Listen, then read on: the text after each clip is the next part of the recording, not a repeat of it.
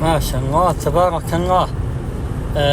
هجرة درب الإبل شمال غرب حفر باطن اليوم الأربعاء 1/5/1445 تصوير كامل الشمري. نورنا بفضل الله ورحمته. اللهم صيبا نافعا يا رب.